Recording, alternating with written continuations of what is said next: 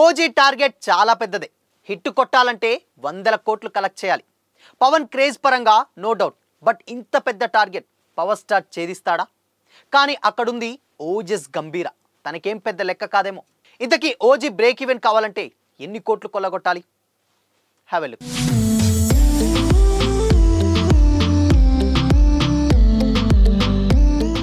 Hi hello, welcome to Disha TV. Power star Pawan Kalyan హీరోగా fan boy Sujeeth డైరెక్షన్లో రాబోతున్నటువంటి గ్యాంగ్స్టర్ డ్రామా ఓజీ రిలీజ్కి రెడీ అయిపోయింది. దసరా కానుకగా ఈ నెల సెప్టెంబర్ 25న వరల్డ్ వైడ్గా ఈ మూవీ రిలీజ్ కానుంది. RRR వంటి బ్లాక్ బస్టర్ అందించినటువంటి DVV ఎంటర్టైన్మెంట్స్ బ్యానర్పై DVV దానయ్య ఈ మూవీని భారీ బడ్జెట్తో అత్యంత ప్రతిష్టాత్మకంగా నిర్మిస్తున్నారు.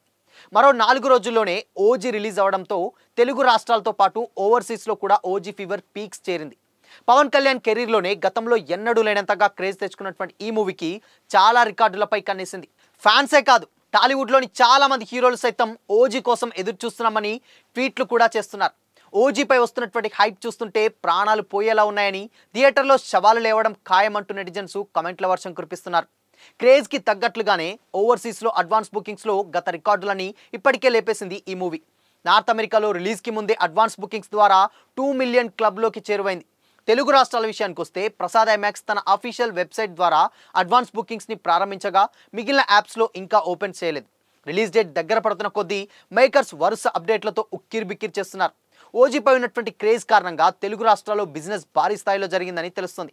ఆంధ్ర ఏరియాలో 80 కోట్ల రూపాయలు, నైజాం ఏరియాలో 55 కోట్లు, సీడెడ్లో 22 కోట్ల బిజినెస్ జరిగిందని ఫిల్మ్ ఇండస్ట్రీలో టాక్ నడుస్తుంది. జీఎస్టీలతో కలిపి 2 తెలుగు రాష్ట్రాలతో సుమారు 157 కోట్ల రూపాయలు, వరల్డ్ వైడ్గా 166 కోట్ల బిజినెస్ జరిగింది. దీని ప్రకారం బ్రేక్ ఈవెన్ కావాలంటే వరల్డ్ వైడ్గా 300 కోట్ల గ్రాస్ కలెక్షన్స్ రాబట్టాల్సి ఉంటుంది.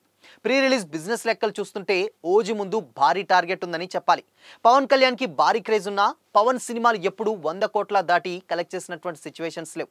దీంతో మరి ఏకంగా 300 కోట్ల టార్గెట్ని పవన్ ఛేదించగలరా లేదా అన్నది ఇప్పుడు చూడాలి. మరి దసరాకి పోటీలో ఉన్నటువంటి అఖండ 2 వాయిదా పడడంతో ఓజీ సింగిల్గానే రంగంలోకి దిగుతుంది. దీనికి తోడు దసరా పండుగ కావడంతో వరుస హాలిడేస్ ఉన్నాయి కాబట్టి దీంతో మూవీకి పాజిటివ్ టాక్ వచ్చిందంటే 10 రోజులు బాక్స్ ఆఫీస్కి దడ తప్పదు. అప్పుడు 300 కోట్లేంటి, 500 కోట్ల క్లబ్లోకి ఎంటర్ అయినా ఆశ్చర్యపోనక్కర్లేదని ట్రేడ్ వర్గాలు కామెంట్ చేస్తున్నారు. హరిహర వీరమల్లు సినిమాపై ఎన్నో అంచనాలు పెట్టుకున్నటువంటి ఆడియన్స్ ఈ సినిమాను తీవ్రంగా నిరాశపరిచింది. ఫస్ట్ డే ఏకంగా 70 కోట్ల గ్రాస్ రాబట్టినా మొత్తం థియేట్రికల్ రన్లో కనీసం 100 కోట్లు కూడా రాబట్టలేక చతికిలబడిపోయింది. దీంతో మెగా ఫ్యాన్స్తో ఇప్పుడు ఓజీ పైనే ఆశలన్నీ కూడా పెట్టుకున్నారు. ఈ మూవీకి అనుకున్నంత హైప్ కంటే ఎక్కువే ఉంది. బట్ ఇప్పుడు కావాల్సిందల్లా పాజిటివ్ టాక్ మాత్రమే.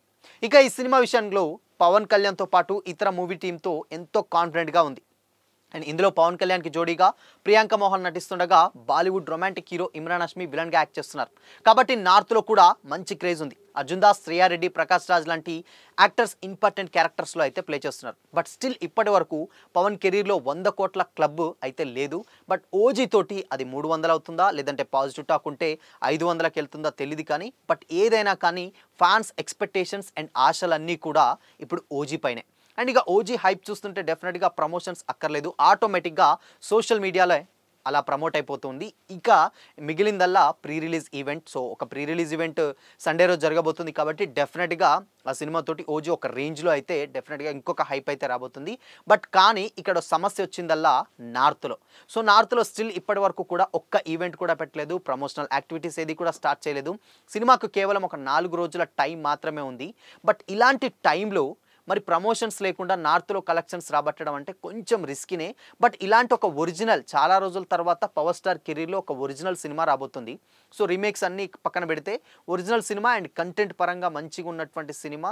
సో ఎంతో కొంత ఎక్స్పెక్ట్ చేయాల్సినటువంటి సినిమా. బట్ ఈ సినిమాకి ప్రమోషన్స్ చేయకపోవడం కొంచెం డిసప్పాయింట్ అవ్వాల్సిన విషయమే. బట్ ఇన్ కేస్ స్టాక్ బాగుంటే మాత్రం ప్రమోషన్స్ అక్కర్లేదు, రిలీజ్ తర్వాత ప్రమోషన్స్ పెట్టుకునే కార్యక్రమాల్లో కూడా మూవీ టీం ఉన్నట్లయితే తెలుస్తుంది. బట్ ఏదేమైనా కానీ ఓజీ దాదాపు 300 కోట్ల టార్గెట్ తోటి బరిలోకి దిగుతుంది. సో మరి ఇది నిజంగా భారీ టార్గెటే.